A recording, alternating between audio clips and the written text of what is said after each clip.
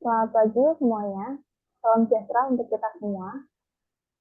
Untuk kali ini, saya sebagai perwakilan dari kelompok saya untuk mempresentasikan hasil dari jurnal kelompok kami, yang mana berjudul Perancangan Strategi Berbasis Analisis Pasca dalam Aplikasi Bisnis Franchise UMKM Kuliner di Tangerang Selatan. Untuk anggota kelompok kami, terdiri dari 5 anggota kelompok, salah satunya adalah saya, Ayu Andika, kemudian ada Cindy, dan M. Samsul Arif, serta Muhammad Irgi Fahriji dan Bapak Haji Suptatika. Nah, yang pertama kita untuk pendahuluan dari jurnal kami, pada dasarnya UMKM merupakan salah satu sektor yang berperan penting dalam penambahan PDB atau produk pendapatan domestik bruto, di mana untuk peningkatan ini sangat berpengaruh dalam penggerakan ekonomi nasional sendiri. Nah, dilihat dari pasca pandemi, UMKM di Tangerang Selatan, yaitu UMKM kuliner, mengalami fluktuatif dalam perancangan strategi ataupun dalam pendapatannya. Oleh karena itu, salah satu analis strategi yang kita gunakan untuk membantu UMKM sendiri setelah pasca pandemi atau COVID-19 adalah menggunakan analisis berbasis fast rate. Analisis ini dapat menyediakan kerangka yang dapat digunakan untuk menginvestigasi lingkungan eksternal dari suatu kejadian ataupun suatu kondisi. Nah, analisis ini juga dapat digabungkan dengan manfaat atau teknologi media proses jual beli suatu UMKM di daerah tersebut. Nah, tidak hanya itu, untuk analisis ini kita harapkan mampu mendukung kemajuan dalam bisnis UMKM kuliner yang ada di Tangerang. Oke, landasan teori sendiri bahwasannya untuk manajemen strategi adalah proses pengembangan dan pratinjau strategi di masa mendatang yang dapat membawa organisasi meraih tujuan dengan menimbang kapabilitas, batasan, lingkungan, dan operasional menurut Marshall 2010. Sedangkan menurut untuk Newton di tahun 2014, sebuah perusahaan akan menggunakan hasil analisis Pascal yang didapatkan untuk melakukan proses-proses seperti yang bisa disebutkan di bawah ini, seperti brainstorming isu, kemudian bisa menggabungkan untuk mengidentifikasi dari dampak-dampak dari setiap isu yang ada, serta mengukur masing-masing faktor dalam perusahaan yang dapat dikembangkan atau yang dapat mempengaruhi dari analisis isu tersebut. Kemudian, mampu mengukur kemungkinan terjadinya faktor-faktor yang mempengaruhi dari lingkungan tersebut. Dan tentunya mampu mempertimbangkan secara tepat dan akurat strategi apa yang akan dipilih suatu UMKM tersebut. Nah, dalam hal ini, UMKM kuliner yang ada di Tangerang sendiri, untuk saat ini, mereka masih menggunakan sistem yang tradisional. Oleh karena itu, di sini kita mengambil untuk proses strateginya untuk berbasis suara laba atau franchise. Nah, di mana untuk suara laba atau franchise sendiri, hak khusus yang didapatkan oleh seorang atau badan usaha terdapat sistem dari sebuah bisnis dengan tujuan memasarkan barang atau jasa yang mana dapat dimanfaatkan oleh pihak lain berdasarkan perjanjian waralaba tersebut. Nah, untuk sebelah kanan, kita dapat lihat untuk analisis pasar sendiri, di mana memuat beberapa elemen ataupun prosesnya dari test verification, di mana test ini singkatan dari politik, kemudian ekonomi, sosial, teknologi, lingkungan, dan esensial. Nah, kemudian kita dapat kembangkan menjadi beberapa elemen ataupun tahap prosesan sampai menjadi tahap template, di mana tahapan yang terakhir ini adalah tahapan untuk mewujudkan ataupun menstabilisasikan UMKM itu sendiri. Oke, nah untuk kerangka berpikir sendiri, kita ada beberapa tahapan. Yang pertama adalah untuk kondisi pasca COVID Indonesia. Kemudian setelah itu kita lihat nih untuk kondisi seperti apa dan dengan cakupan wilayah tersebut. Untuk cakupannya sendiri kita ambil di lingkungan Tangerang Selatan. Karena untuk UMKM yang terdapat di situ sangatlah banyak dan sangat berpotensial untuk kita tingkatkan.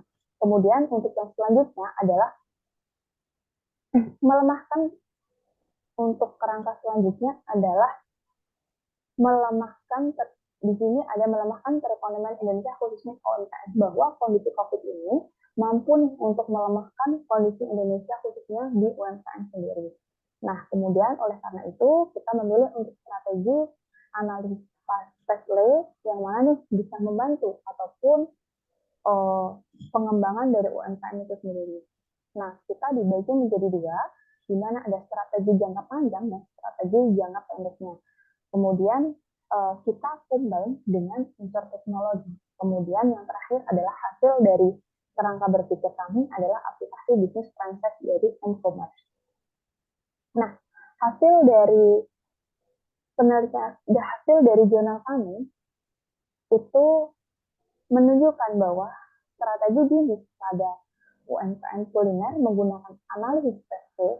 Analisis ini digunakan untuk mengidentifikasi faktor-faktor eksternal, analisis terhadap kekuatan eksternal, di mana yang dapat mempengaruhi dari proses bisnis itu sendiri. Nah, adapun hal ataupun faktor eksternal, diantaranya yaitu politik, ekonomi, sosial, dan teknologi, legal, dan environmental. Oke, nah kita dapat lihat bahwa untuk analisis Pestel ini, menurut Humboldt Salem 2009, terdapat adanya piramida yang mana untuk politik menduduki untuk piramida di bagian awal. Dan untuk yang terakhir adalah environmental.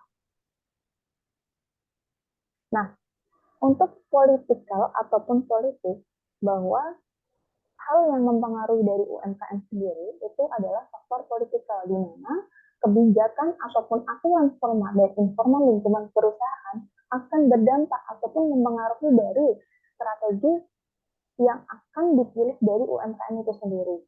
Nah, seperti misal kita contohkan adalah peraturan baru keputusan Menteri Keuangan terhadap pelaku UMKM. Nah, mengacu pada peraturan pemerintah PP nomor 23 di tahun 2018, tarif pajak sektor UMKM yang semulanya menjadi 1% diturunkan menjadi 0,5%. Nah, hal ini akan mengakibatkan ataupun berdampak dalam pengurangan biaya yang dikeluarkan oleh pelaku UMKM itu sendiri. Sehingga keputusan ini bisa meningkatkan atau stimulus UMKM yang sebelumnya mengalami keterpurukan sehingga bisa meningkatkan ataupun memberikan dampak signifikan untuk kenaikan dari UMKM itu sendiri. Nah, kemudian untuk faktor selanjutnya adalah faktor ekonomi. Dari faktor ekonomi sendiri meliputi semua faktor yang berkaitan dengan ekonomi ataupun dari customer yang mempengaruhi iklim bisnis suatu perusahaan. Nah, bahwasannya analisis pasar ini analisis yang mampu untuk memberikan faktor ataupun dampak langsung pada UMKM kuliner di Tangerang Selatan. Di antaranya, salah satu faktor ekonominya adalah inflasi. Nah, pada umumnya, dampak ini sangatlah buruk bagi perekonomian. Apalagi bagi kondisi UMKM yang mana telah telah berpengaruh ataupun yang telah adanya dampak dari COVID sendiri. Sebagai akibatnya, dari harganya inflasi, masyarakat mengalami kenaikan karena harga barang ataupun jasa terus meningkat. Oleh karena itu, implikasi masyarakat yang mempunyai dana lebih akan memborong jasa ataupun barang tersebut yang mengakibatkan akannya rentan segala kekacauan yang ditimbulkan dari kegiatan inflasi ataupun dampak dari inflasi itu sendiri. Nah, sangat bisa tidak dipungkiri bahwa pengaruh adanya inflasi terhadap pembiayaan UMKM sendiri sangatlah berdampak ataupun bisa dilihat dari dampaknya suatu perekonomian terutama bagi UMKM sendiri. Sehingga apabila inflasi semakin tinggi, maka akan menyebabkan menurunnya penyaluran pembiayaan UMKM, terutama di wilayah UMKM kuliner yang ada di Tangerang Selatan. Nah, tidak hanya itu, bahwasanya untuk ekonomi sendiri mampu mengakibatkan adanya perubahan kebijakan seperti BI rate dari suku bunga ataupun dari kebijakan yang lainnya dalam ekonomi akan mengakibatkan perubahan terhadap pembiayaan UMKM. Seperti itu. Untuk selanjutnya adalah sosial, di mana faktor sosial ini merupakan salah satu faktor yang dapat mempengaruhi kebutuhan dari pelanggan dan mempengaruhi ukuran dari besar pangsa pasar yang ada. Nah, salah satu yang saat ini kita fokuskan untuk membangun UMKM UMKM di Indonesia, terutama di Kota Tangerang Selatan ini, dan fokus untuk bisnis kuliner. Sampai dengan tahun 2018, jumlah UMKM yang terdapat pada Dinas Koperasi Tangerang Selatan kurang lebih di sekitar 26.700 UMKM. Nah, dengan jumlah pelaku UMKM yang cukup besar di Kota Tangerang ini, diartikan bahwa pesaing ataupun kompetitor dapat diartikan bahwa akan semakin ketat ataupun akan semakin meningkat. Maka dari itu, perilaku UMKM harus secara berkelanjutan mengembang dan mempromosikan usahanya untuk kelancaran ataupun untuk kemajuan dari UMKM itu sendiri. Nah, untuk selanjutnya adalah